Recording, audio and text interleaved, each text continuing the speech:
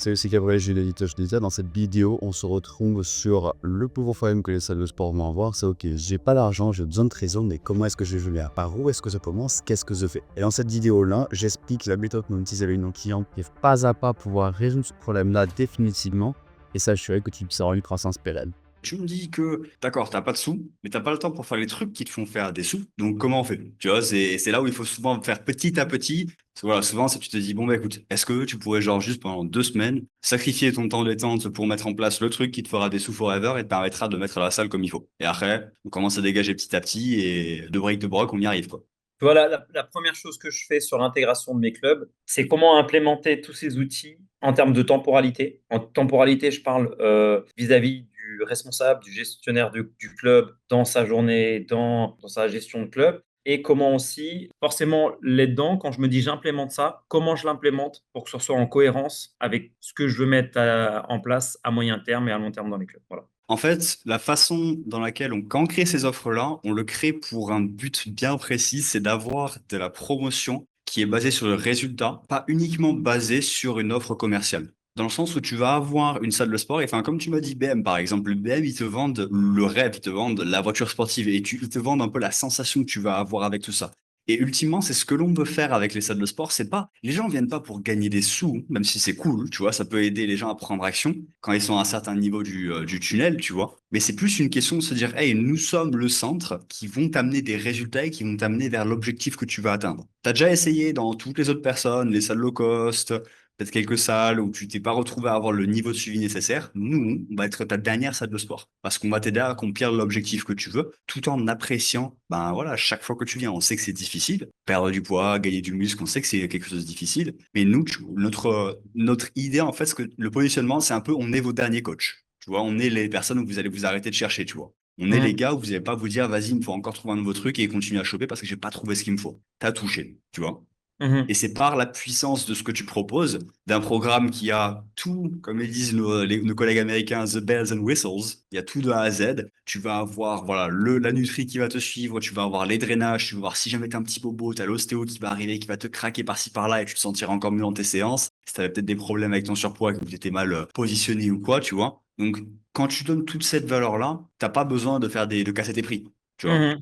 Et donc ça, c'est un peu sur l'image de marque qui même voilà va aider à porter Helio dans le futur, dans le sens où tu vas avoir, quand on pensera à Helio, on pensera à, ok, c'est, je vais là-bas, j'ai des résultats. Ils sont chers, c'est comme DM, c'est ils sont chers, genre tu payes bonbon la voiture, mais tu sais pourquoi tu y vas, quoi. Genre tu y vas et si jamais c'est ce que tu veux, tu sais que tu auras ce que tu veux, quoi. Moi, la façon dans laquelle je vois les choses, et ça, enfin, je pense que tu dois voir les choses de la même manière, c'est, je traite une seule chose à la fois. En général, si jamais j'ai pas le temps d'avoir 1 heure par semaine avec un owner pour qu'on puisse parler au moins de ce qu'il y a à faire sur son business, c'est qu'il y a des plus gros problèmes qu'il doit régler, tu vois. Donc Mhm. déjà ça, c'est que, enfin, il a un travail à faire sur son modèle. Et à des fois, enfin bon, tu peux essayer de pêcher, on va dire bas, et d'essayer de remonter les gens. La vérité, c'est un truc qui me tue personnellement, parce que voilà, je veux aider le plus de gens possible, mais enfin, il y a des fois des gens, t'as beau faire ce que tu veux, ils feront pas le nécessaire pour pouvoir atteindre ce qu'il leur faut. Et c'est pas, voilà, malheureusement, on peut rien y faire. Mais les personnes qui ont ne serait-ce que la volonté de, moi, ce que j'arrive, c'est, enfin, et j'ai mon calendrier plein d'appels comme ça. Et j'ai, ok, bah, écoute, on se cale 1 heure par semaine, ou juste on dit, bah, écoute, c'est quoi le truc, le bottleneck, ils appellent ça en anglais, c'est quoi le problème qu'il y a à l'heure actuelle?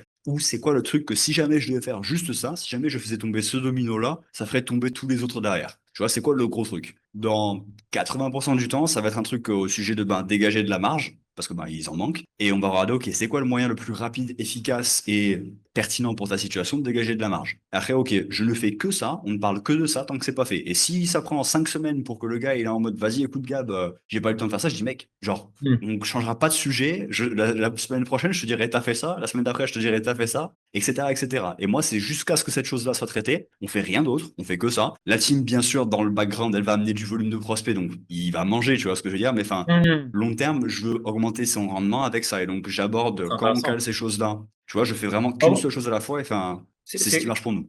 De ce que tu disais, tu peux très bien être dynamique sur de la vente d'accessoires en faisant une OP dessus, et de l'autre côté, ton OP sur la vente d'abonnement ou ton C'est ça. truc. Ouais, tu peux très Ça va, bien. ça va dépendre des besoins actuels. Mettons, je te prends notre exemple à nous, mais ça marche pour n'importe quel business. les 2, 3 derniers mois, tu prends, allez, je dirais juillet, août, septembre, on était dans une problématique où on n'avait pas assez de team members pour pouvoir gérer la demande que l'on avait. Et donc, j'ai totalement coupé mon cerveau sur l'acquisition client. J'ai oublié acquérir des salles de sport pendant un bon gros mois et demi. Et on a triplé l'équipe de prospection pour les salles de sport. Hmm. Parce que voilà, il fallait du monde, tu vois. Et quand ça a été fait, bam, bam, là, je me suis dit, ah, bah, attends, maintenant, il y a toute cette équipe-là, il faut que je retourne dans l'acquisition client pour pouvoir avoir tout ça. Là, j'ai cerné un truc et je sais qu'en une semaine, je peux choper 7 nouveaux gars pour appeler au téléphone les salles de sport. Donc maintenant, ça, c'est calé. Je me rattaque en marketing. Et après, sûrement, ça va être ça. Prochain truc Ouais, qui bien va sûr. casser, tu vois, au fur et à mesure, je switch d'un côté à l'autre, tu vois. Donc ça change. Des fois, voilà, il faut régénérer de la trésor. Pour une salle de sport, ça peut être, OK, bah écoute, là, j'ai une salle qui m'a dit, ouais, Gab, là, j'ai des gros achats de trucs à faire. Comment est-ce que tu as un truc pour générer de la trésor rapidement sur les 2 prochains mois que je puisse avoir de quoi financer ça, tu vois. Et donc là, on a parlé de cet appel-là, on a parlé juste de ça. Et après, le prochain appel, on verra quand ça sera réglé d'autres choses, en fait. Tu vois, mais je Ouais, l'identifie avec des ok. questions, c'est quoi le truc, et je le solve, en fait. Mhm. Moi, je me dis, enfin, qu'est-ce que toi, tu recommandes à mettre en place qui sera pertinent pour qu'on gagne du temps, entre guillemets, à mettre. Bah, si tu sais que déjà, t'as des best-sellers qui fonctionnent à chaque fois et que autant partir sur un produit exactement comme toi, tu l'as fait.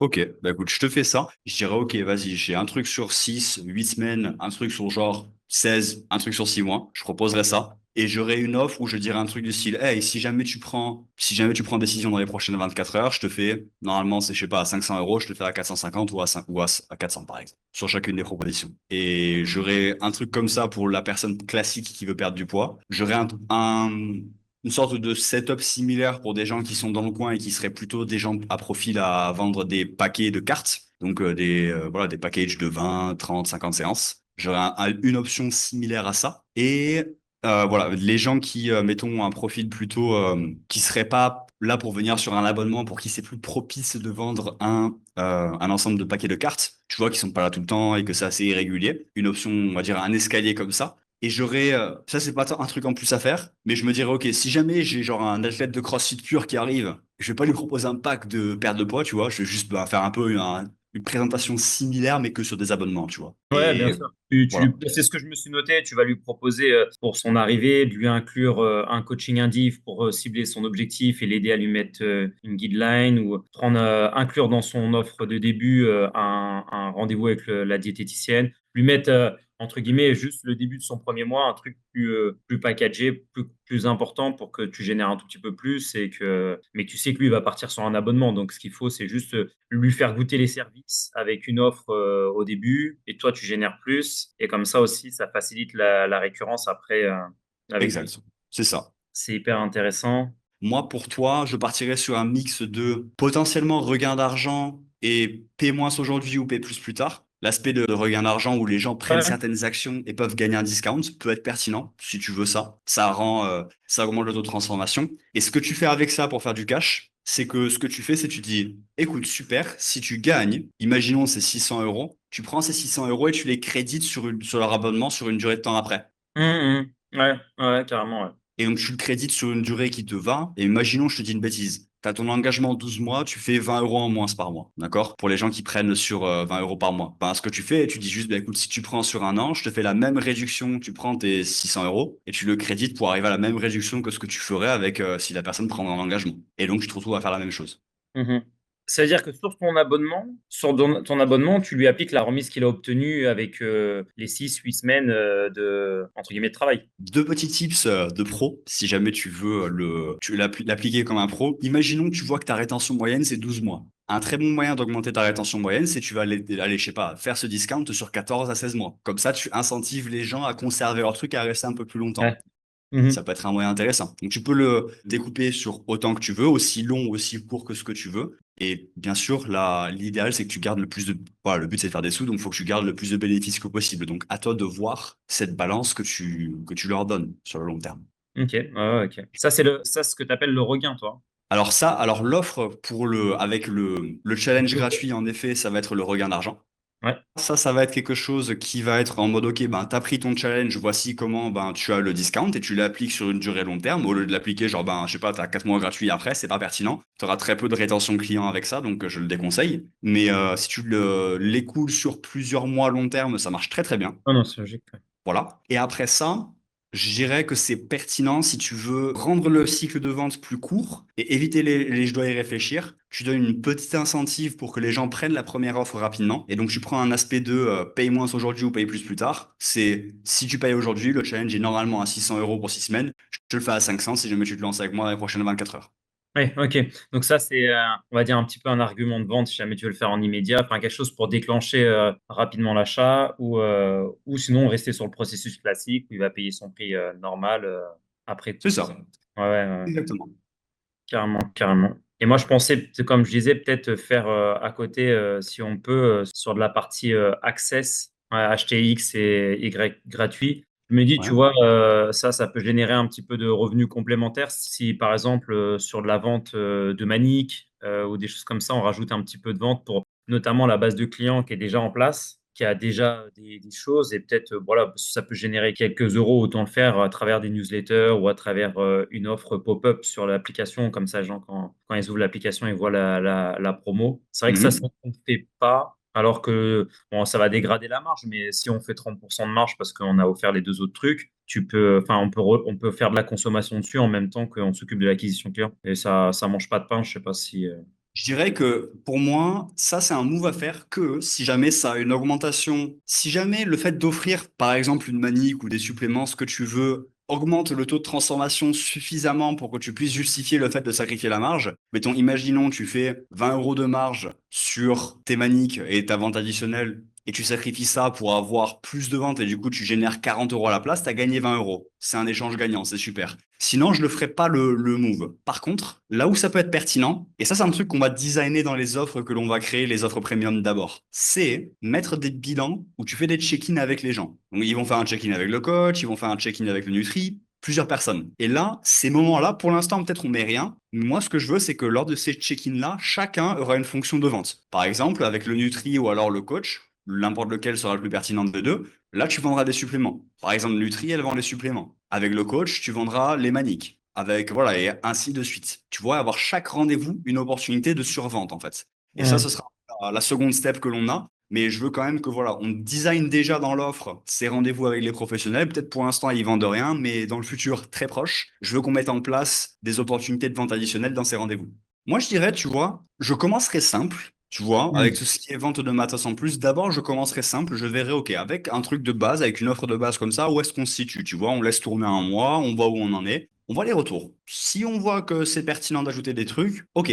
À l'idéal, j'aime bien avoir un truc, on ait le moins de choses à faire et qu'on puisse passer le plus vite que possible à l'autre truc qui a le plus Ouais, d'importance. ok. Après, si c'est pertinent, fuck yes, tu vois, et là, je serai un moment, vas-y, on fait ça, tu vois. Mais là, Non, non, mais suis pas très confiant que ce soit, on va dire, si pertinent d'aller aussi loin. C'est cool, mais je pense qu'on pourra le résoudre à s'embêter moins que ça, tu vois.